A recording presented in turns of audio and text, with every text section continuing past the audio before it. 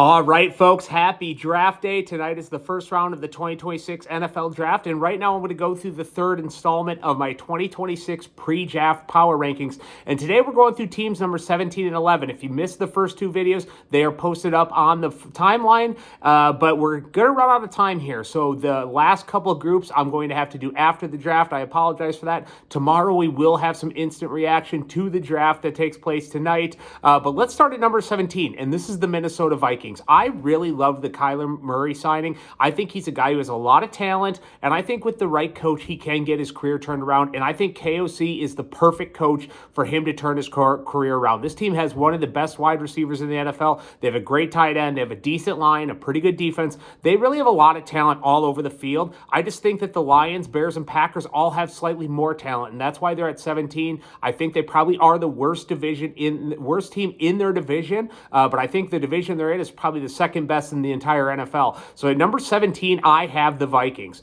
At number 16, I have the Bears. This is a young team. Caleb got better all season last year. I love Ben Johnson, but I still think they need a lot more talent on defense. Their defense was the weakest point of their team this year. I like their wide receivers. They force a lot of turnovers, but when they don't get those turnovers, they give up a lot of yards and points. I think this team might actually take a little bit of a step back this year and miss the playoffs in the NFC, but we'll see how that goes as it gets a little closer. We'll see what they do tonight. But at number 16, I have the Bears.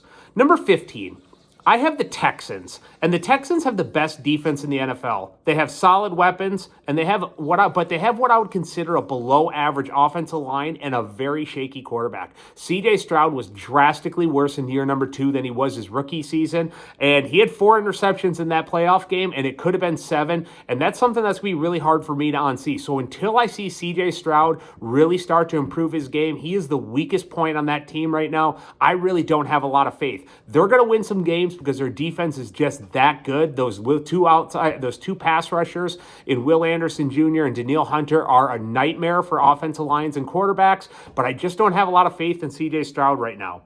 Number 14, I put the 49ers here, and a lot of people are going to say they should have been higher on the list, but this is a team that's aging. They've got a lot of their stars are older players. If you look at their team right now, they have CMC, Trent Williams, Kittle, and Bosa, who are probably their 4 best players. Those are all players that are aging, and they're fairly old at their particular position, and 3 of them are coming off injuries, and they're probably not going to get healthier as their career goes on. They're probably not going to have a better ability to stay healthy. I just don't foresee this team with their current setup staying healthy, all their stars staying healthy for an extended period of time to really have that. You throw in Pearsall, who was hurt a lot of last year. They just seem to have a lot of injuries every year, and they have players who are very prone to injury. Not only that, but this team also has the Rams and the Seahawks in their division. When I look at talent across the NFL, those are the 2 most talented teams in the NFL. They're going to be number 1 and 2 on my list, and they just don't have as much talent as those 2 teams, and I think they're going to be 3rd in this division. At number 13, I have the Packers, and this is the team that I had the biggest drop from where their odds are to win the Super Bowl and where I have them placed. Right now, they have the 5th highest odds in the entire NFL to win the Super Bowl, and I just don't see it. Their best player, Micah Parsons, is coming off a torn ACL. We'll see if he's 100% and what he looks like off that injury. I don't have a lot of faith that he's going to be 100%, but they got rid of a couple wide receivers, and I just right now don't have a ton of faith in Jordan Love. Kind of like how I feel about C.J. Stroud is similar to how I feel about Jordan Love. Now, Jordan Love is better than C.J. Stroud, but he just seems very inconsistent to me, and for that reason, I have them number 13.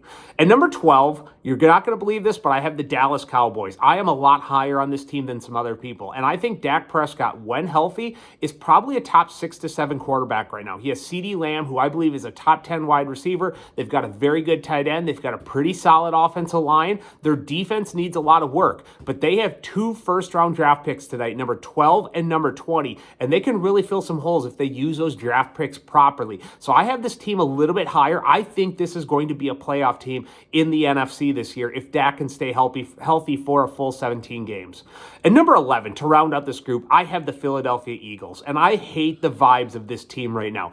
It's pretty clear that A.J. Brown is going to be traded to the Patriots, and it seems like a lot of their players just don't really like Jalen Hurts, and they don't like Nick Sirianni. The vibes feel terrible with this team right now. We'll see what they do here tonight and what they get in that trade for A.J. Brown, but he's going to be gone. Jalen Hurts, had a little bit of a down season last year in some respects, some aspects, and it seemed like a lot of players are kind of aging out, starting to retire. So a lot of that core from the Super Bowl is just getting later in their career or not around at all anymore. You look at Lane Johnson; he's one of the best left tackles in the NFL. He's towards the end of his career. Saquon Barkley is another year older, and he's had a lot of carries over the past couple years. And I just hate the vibes of this team. Like I said before, I have the Eagles at number 11. So can't wait for tonight. See what happens in the draft. That is the third installment of my pre-draft power rankings, and we will talk to everyone later.